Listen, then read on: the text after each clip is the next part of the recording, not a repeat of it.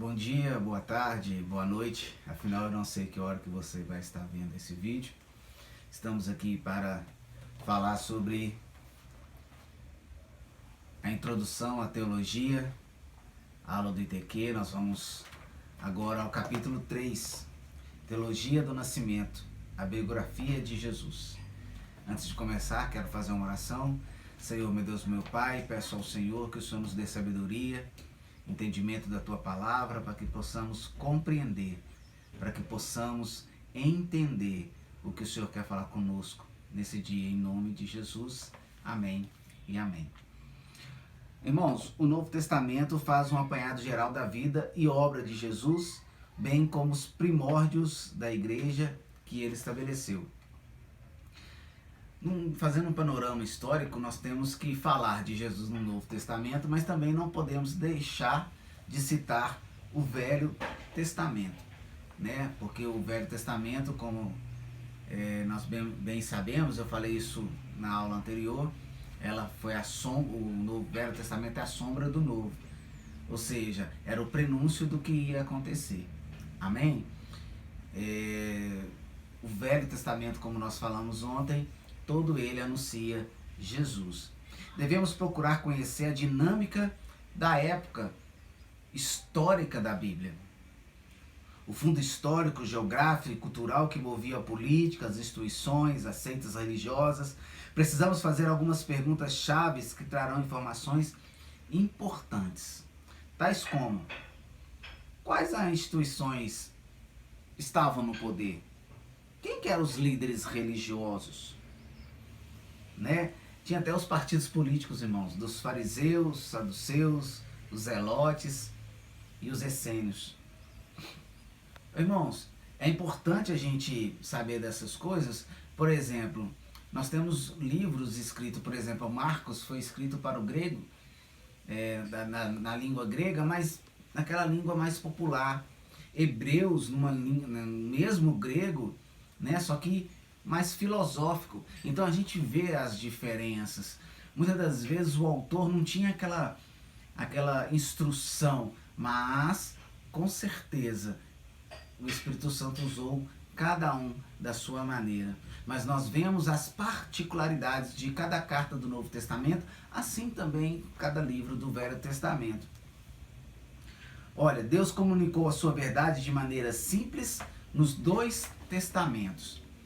Por mais que Paulo sabia falar muitas línguas, né? Pedro não era tão estudado, mas todos os dois foram usados pelo Espírito Santo de Deus e de uma forma simples. O Evangelho é simples, né? O Evangelho é as boas novas da salvação em Cristo Jesus. Então vamos lá pegar um pouquinho, né, da biografia sintética de Jesus. Olha, ele nasceu na Palestina durante o reinado de Herodes, que se chamava o Grande, provavelmente por volta do ano 4 AC, mais ou menos. É isso mesmo. É estranho dizer isso, mas Jesus nasceu mais ou menos 4 anos antes de Cristo. O que isso quer dizer? Que quando Gregório fez o calendário, ele errou a data, né? Então, se na verdade Cristo nasceu 4 anos antes de Cristo, né? 4 anos teve de erro aí do calendário gregoriano, ou seja, o calendário que nós temos hoje, de janeiro a dezembro. Amém?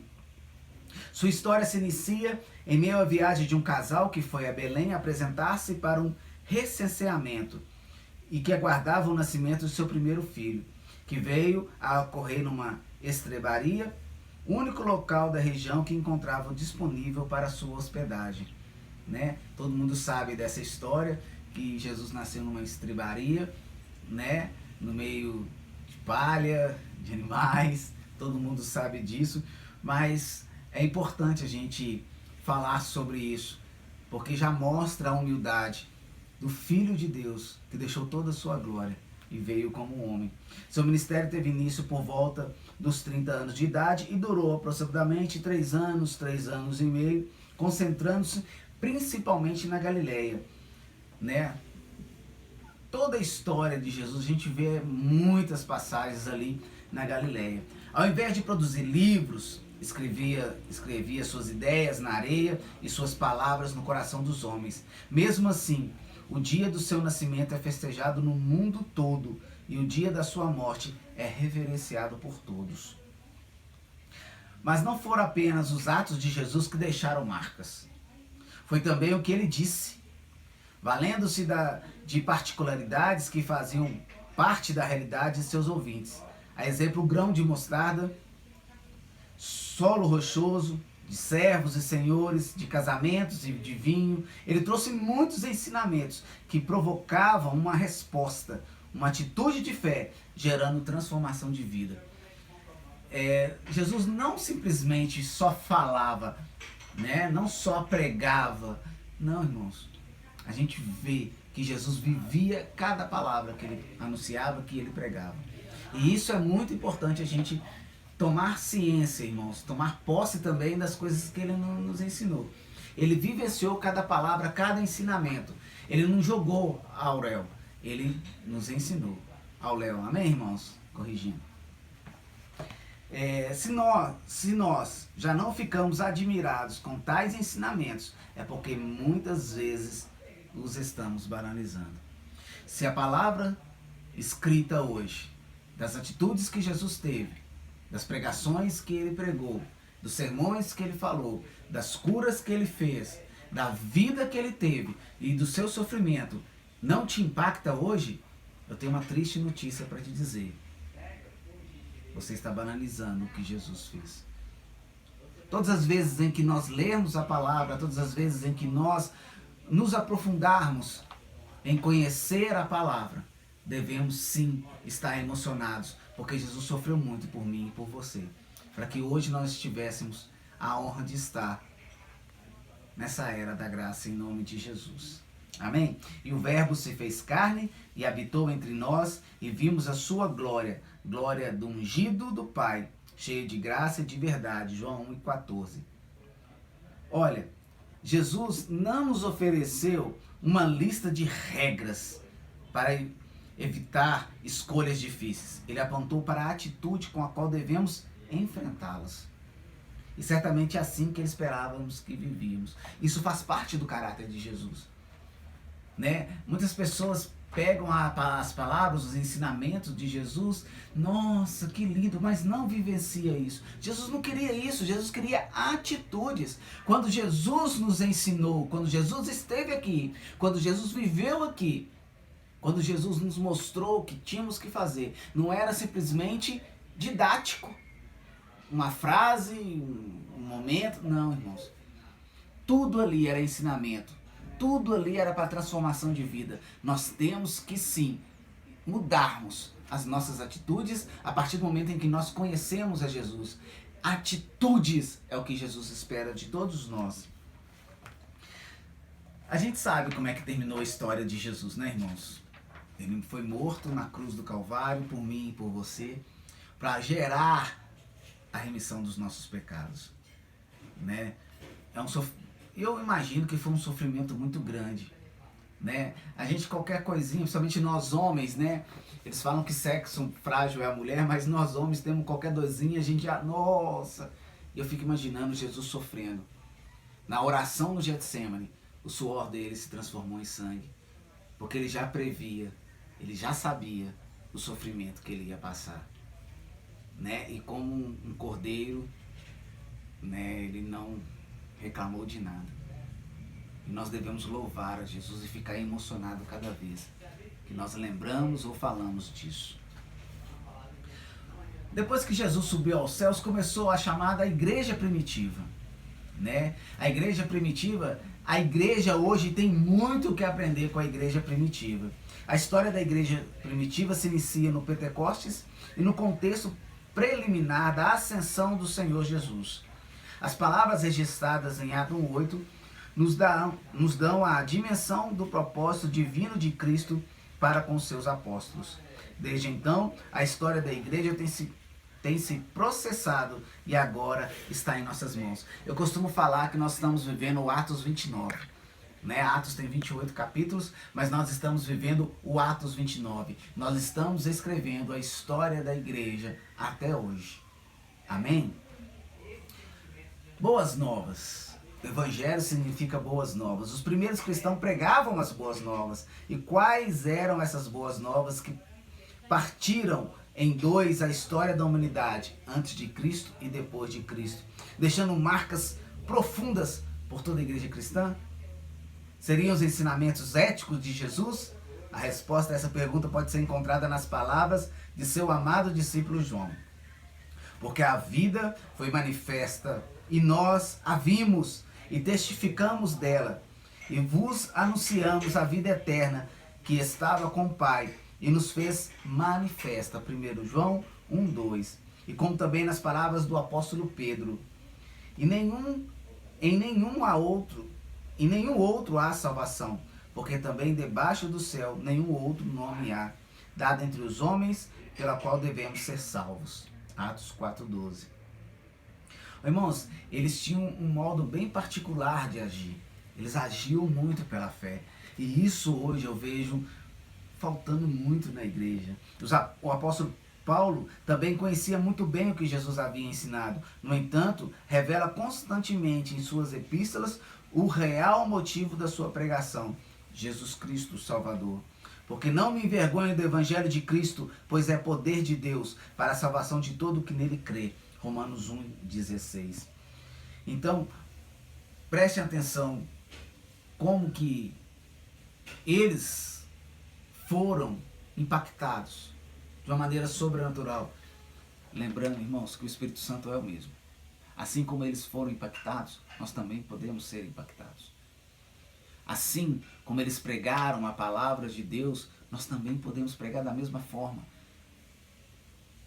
Com a mesma ousadia, com a mesma intrepidez, sem nos envergonharmos. Obtemos maior entendimento do sentimento que movia esses homens ao examinarmos as palavras de Paulo em Filipenses 2, de 1-5. Preste atenção nisso. Portanto, se há algum conforto em Cristo, se há alguma consolação de amor, se há alguma comunhão no Espírito, se há alguns estranháveis afetos e compaixões, completai o meu gozo, para que sintais o mesmo, tendo o mesmo amor, o mesmo ânimo, sentindo uma mesma coisa. Nada façais por contenda ou por vanglória, mas por humildade. Cada um considere os outros superiores a si mesmo. Não atende cada um para o que é propriamente seu, mas cada qual também para o que é dos outros. De sorte que haja em vós mesmo o sentimento que houve também em Cristo Jesus. O que ele está falando aqui, irmãos? Ele está falando de atitude, de amor, de perdão, de ousadia, de intrepidez também, para nós sermos semelhantes a Cristo. Mas, pastor, nós não conseguimos ser nem igual a Paulo e a Pedro, nós vamos conseguir ser igual a Cristo? Irmãos, é isso que nós temos que tentar ser, lutar para ser, e no nome de Jesus conseguir ser.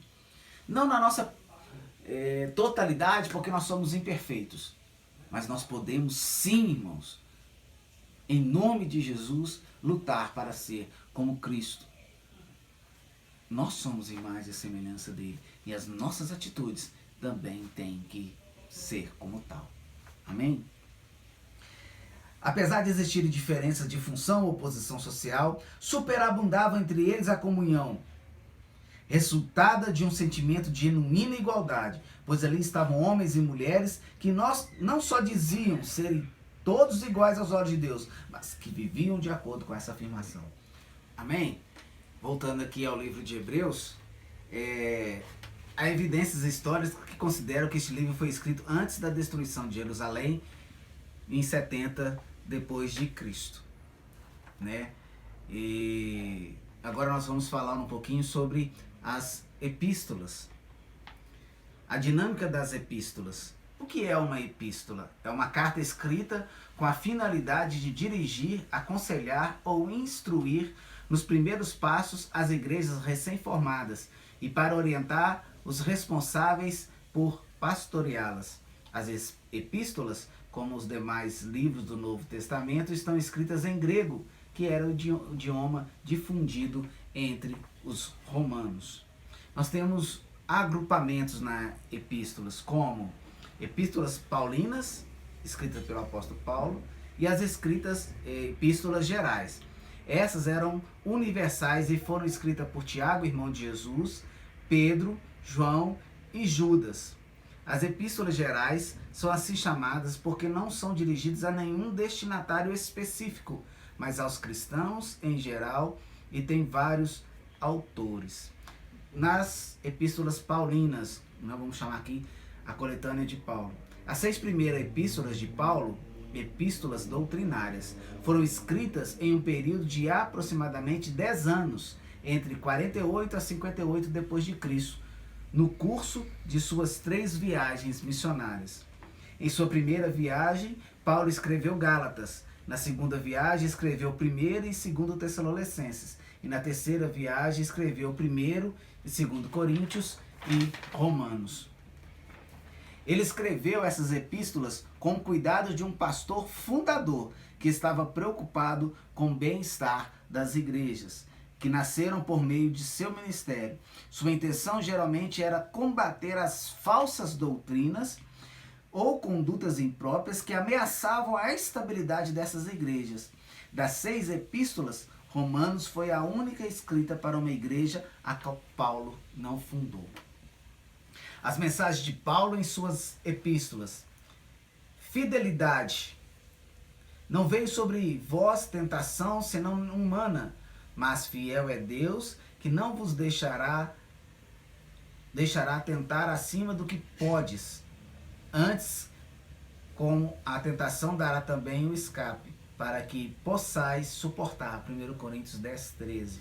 Justiça. Que diremos, pois, que há injustiça da parte de Deus? De maneira nenhuma. Romanos 9, 14. Ira. Como resposta de Deus ao pecado, porque do céu se manifesta a ira de Deus sobre toda a impiedade e injustiça dos homens que detêm a verdade e a injustiça. Romanos 1, 18. Misericórdia. Pois diz a Moisés, compadecer-me-ei de quem eu me compadecer, e terei misericórdia de quem eu tiver misericórdia. Romanos 9, 15. Eu amo muito Romanos, já falei isso dentro da sala de aula, principalmente os Romanos 9 aí, 8 e 9 são o que eu mais amo. Graça, sendo justificados gratuitamente pela sua graça, pela redenção que há em Cristo Jesus. Romanos 3, 24. Poder, porque as suas coisas invisíveis desde a criação do mundo, tanto o seu eterno poder como a sua divindade se estendem e claramente se veem pelas coisas que estão criadas para que elas fiquem inescrutáveis. Romanos 1, 20. Sabedoria. Ó profundidade da riqueza, tanto da sabedoria como da ciência de Deus, quão insondáveis são os seus juízos e quão inescrutáveis os seus caminhos. Romanos 11, 33. Paulo também aborda, nessas 6 primeiras cartas, temas relacionados ao plano de salvação. Porque se pela ofensa de um, a morte reinou por esse, muito mais o que recebem a abundância da graça e do dom da justiça, reinarão em vida por um só, Jesus Cristo. Romanos 5, 17. A morte vicária. Aquele que não conheceu o pecado fez pecado por nós, para que nele fôssemos feitos justiça de Deus. 2 Coríntios 5, 21. Reconciliação. E tudo isso provém de Deus, que nos reconciliou consigo mesmo por Jesus Cristo e nos deu o ministério da reconciliação. 2 Coríntios 5, 18. Redenção. Sendo justificados gratuitamente pela sua graça, pela redenção que há em Cristo Jesus. Romanos 3, 24. Ressurreição. Ora, Deus que também ressuscitou o Senhor, nos ressuscitará a nós pelo seu poder. 1 Coríntios 6, 14. Justificação. Porque como pela desobediência de um só homem, muitos foram feitos pecadores, assim também pela obediência de um, muitos serão feitos justos. Romanos 5, 19. Santificação.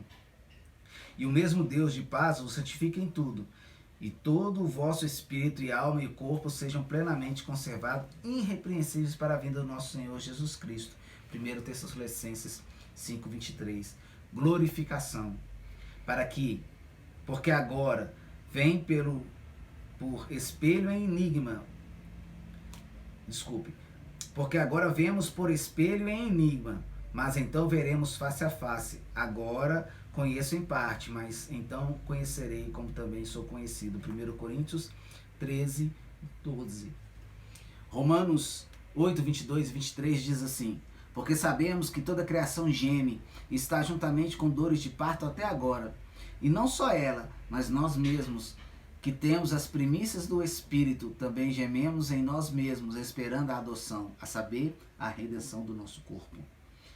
E ele inclui orientações sobre como a igreja deve se portar. Depois vocês leem, irmãos, Romanos 5, 8, 9 e 12, que para mim resume tudo isso aqui, além da carta de Coríntios, mas Romanos é maravilhoso, irmãos. É maravilhoso. Tome posse em nome de Jesus. Vamos lá para as epístolas que a gente chama de epístolas da prisão, que é Colossenses, Filemão, Efésios e Filipenses. Colossenses enfatiza muito a centralidade de Cristo como mediador da salvação. A principal preocupação da epístola é alertar os cristãos de Colossos a respeito das falsas doutrinas. A ideia é que a igreja perceba que os benefícios concedidos por Deus são tudo o que precisam para manter uma conduta que honre a Deus. Filemão é um apelo de Paulo em favor de Onésimo, escravo de Filemão, que havia abandonado o seu senhor, mas depois disso, por ter se tornado cristão, desejava a reconciliação. Assim, os pontos principais dessa epístola são a comunhão plena em Cristo, os relacionamentos transformados pelo perdão e a reconciliação. Efésios retrata a preocupação de Paulo em que seus leitores cresçam na fé, no amor, na sabedoria e na revelação do Pai. Ele almeja profundamente que vivam uma vida digna do Senhor e busca fortalecer-lhes alicerces espirituais, salientando suas responsabilidades uns para com outros, uma vez que o cristão não pode ter uma fé particular. Filipenses é conhecida como a carta da alegria, pois Paulo escreveu em agradecimento à oferta generosa que havia recebido e para dar notícias da sua situação, já que estava em prisão. Assim, mesmo incerto em relação ao futuro, consegue demonstrar confiança em Deus, o que dá credibilidade à sua exortação para que a igreja sofra e viva de forma a se apoiar em Deus e honrá-lo. Ou seja, cada carta que ele escreveu teve um propósito, mas todas elas, a comunhão, o amor, a fé e a esperança estão embutidas em todas elas. Há ensinamentos maravilhosos. Efésios, então, nem se fala. Irmãos, depois vocês leem Efésios 1 e Efésios 4 para você ver como que Deus usou aquele homem tremendamente para falar nós como igreja. As epístolas pastorais. Finalmente chegamos então às epístolas pastorais que tratam de situações enfrentadas pelos que são chamados às posições de liderança pastoral na igreja, encorajando-as a permanecer firmes no Evangelho diante de desafios heréticos. Devemos salientar o propósito prático dessas epístolas em tratar dos problemas enfrentados no estabelecimento de nossas igrejas. Paulo trata nessas igrejas com os seguintes temas: perigo do engano e do desvio. Homens que transtornaram casas inteiras ensinando o que não convém, por torpe ganância. Confessam que conhecem a Deus, mas negam-no com as obras, sendo abomináveis e desobediências e reprovados por toda boa obra. Tito 1, 11, 16. Isso aqui nós temos muito na igreja, né? Pessoas que são muito boas em falar, mas em fazer a obra, falam isso, falam aquilo, criticam muito, mas não conseguem fazer a obra. É isso que nós temos, né? As atitudes dele falam totalmente o oposto, né? Demonstram totalmente o oposto do que falam. A deficiência de caráter, contendas de homens corruptos de entendimento, privados da verdade, cuidando que a piedade seja por causa de ganho, apartai-vos de tais. 1 Timóteo 6, 5. Isso também é o que nós mais vemos na igreja hoje, né? Misericórdia. Os irmãos pregam tudo, de menos a comunhão. Gananciosos, e esquecem de Deus. Desvio da verdade. Se alguém ensina alguma outra doutrina, se não conforme com as sãs doutrinas de nosso Senhor Jesus Cristo e com a doutrina que é segundo a piedade, é soberbo. E nada sabe, mas delira acerca das questões e contendas de palavras, dos quais nascem invejas, porfias, blasfêmias, ruins suspeitas. 1 Timóteo 6, 3, 4. Resultados destrutivos. Mas evita os falatórios profanos, porque produzirão maior impiedade. 2 Timóteo 2,16. O tratamento drástico. Adotar atitude firme para com os falsos mestres. Ao homem herege, depois de uma outra admoestação, evite-o, sabendo que esse tal está pervertido e peca, estando já em si mesmo condenado. Tito 3, 10, 11. Os deveres e qualificações da liderança da igreja. Porque convém que o bispo seja irrepreensível, como despenseiro da casa de Deus, não soberbo, nem rancuoso, nem dado ao vinho, nem espancador, nem cobiçoso, de torpe ganância, mas dado à hospitalidade, amigo do bem, moderado, justo, santo, temperante, retendo firme a fiel palavra, que é conforme a doutrina, para que seja poderoso tanto para admoestar com a sã doutrina, como para convencer os contradizentes. Tito 1, 7, 9. Irmãos, são ensinamentos que foram dados a nós no primeiro século, mas que são tão vivos e tão reais nos dias de hoje. Todos eles servem para nós hoje, até hoje, como igreja. Aplicabilidade das epístolas gerais. A epístola de Tiago. Tiago não escreve para corrigir problemas doutrinários, mas para incentivar os cristãos a agir de acordo com o que acreditam, e sejam cumpridores da palavra e não somente ouvintes, enganando-vos com falsos discursos. Tiago 1:22. É viver, irmãos, e não só falar. Epístola de 1 Pedro. O propósito da epístola é conduzir o cristão que se encontra sob o fogo do sofrimento e ver as coisas sobre a perspectiva divina e eterna, provendo orientações práticas para que possa seguir o exemplo de Jesus diante do sofrimento, portando-se com retidão e dignidade. Ainda que agora importa, sendo necessário que estejais por um pouco tempo contristados, com várias tentações, para que a prova da vossa fé, muito mais preciosa do que ouro, que perece e é provado pelo fogo, se acha em louvor e honra e glória na revelação de Jesus Cristo. 1 Pedro 1, 6 e 7. A segunda epístola. O apóstolo exorta o cristão a buscar com diligência a santidade e o verdadeiro conhecimento de Cristo, desmascarando e repudiando as atividades traiçoeiras dos falsos profetas. Vós, portanto, amados, sabendo isso de antemão, guardai-vos de que, pelo engano dos homens abomináveis, sejam justamente arrebatados e descaiais da vossa firmeza. Antes crescei na graça e conhecimento do nosso Senhor e Salvador Jesus Cristo. 2 Pedro 3, 17 e 18. A epístola de 1 João. O desejo do apóstolo é expor e rebater erros doutrinários e éticos dos falsos mestres. Do mundo são, por isso falam do mundo, e do mundo ouve.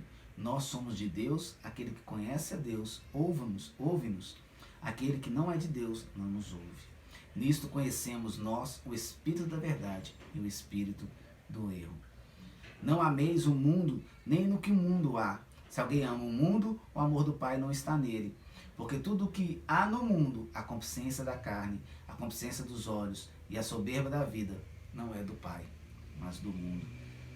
1 João 2, 15 e 16. A segunda epístola, a intenção é prevenir a igreja contra os falsos obreiros que perambulavam pelas igrejas e tinham abandonado a sã doutrina, pregando assim seus falsos ensinos. Todo aquele que prevarica e não persevera na doutrina de Cristo não tem a Deus. Quem persevera na doutrina de Cristo, esse tem tanto o Pai como o Filho. Se alguém vem ter convosco e não traz essa doutrina, não o recebais em casa, nem tampouco os saldeis. Isso aqui é muito sério, né, irmãos? Porque o que a gente mais vê hoje são falsas doutrinas. Mas qual que é a verdadeira doutrina, irmãos? Amar a Deus sobre todas as coisas e ao próximo como a nós mesmos. E a doutrina que nós temos que seguir é a doutrina de Cristo. E o que nós vemos hoje é a doutrina da ganância. Misericórdia, né? A Epístola 3 de João é uma carta dando testemunho de Gaio por sua hospitalidade e ajuda prestada aos obreiros itinerantes. Amado, procedes fielmente em tudo o que fazes para com os irmãos e para com os estranhos que em presença da igreja testificam do teu amor, os quais se conduzires como é digno para com Deus, bem farás. Além de uma severa advertência, a de Ótrefes. Por isso, se eu trazer à memória as obras que ele faz, proferindo contra nós palavras maliciosas, e não contente com isso, não recebe os irmãos, impede os que querem recebê-los e lança fora da igreja. Preparação para a futura visita. Espero, porém, ver-te brevemente e falar face a face. Amém? E a Epístola de Judas. Seu empenho é para advertir os cristãos sobre a grave ameaça dos falsos mestres e a sua influência destruidora nas igrejas. Energicamente, também convocar todos os verdadeiros cristãos a batalharem pela fé que uma vez lhe foi dada. Amados, procurando eu escrever-vos com toda a diligência acerca da salvação comum, tive por necessidade de escrever-vos e exortar-vos a batalhar pela fé, que uma vez foi dada aos santos, porque se introduz alguns que já antes estavam escritos para este mesmo juízo, homens ímpios que convertem em dissolução a graça de Deus e negam Deus único, o único dominador e Senhor, Jesus Cristo. Primeiro, Judas 1, 3 e 4. Amém, irmãos? Então, esse é o capítulo 3. Então, em nome de Jesus, irmãos, leem com mais atenção, procurem, né, intensificar e fazer os exercícios, porque essas aulas virtuais, elas são, né, diferentes, mas em nome de Jesus peço ao Espírito Santo que dê entendimento, né, em nome de Jesus, que nós possamos aprender cada vez mais. Tendo dúvidas, me chama aqui na descrição para a gente conversar, amém, irmãos? Para responder vocês lá. Feche os seus olhos. Senhor, meu Deus, meu Pai, te agradecemos por essa aula e pedimos ao Senhor que o Senhor continue falando conosco durante esses dias que nós estamos confinados, em nome de Jesus, e depois deles também, para a honra e glória e louvor do seu santo nome. Amém. Que Deus possa abençoar a todos.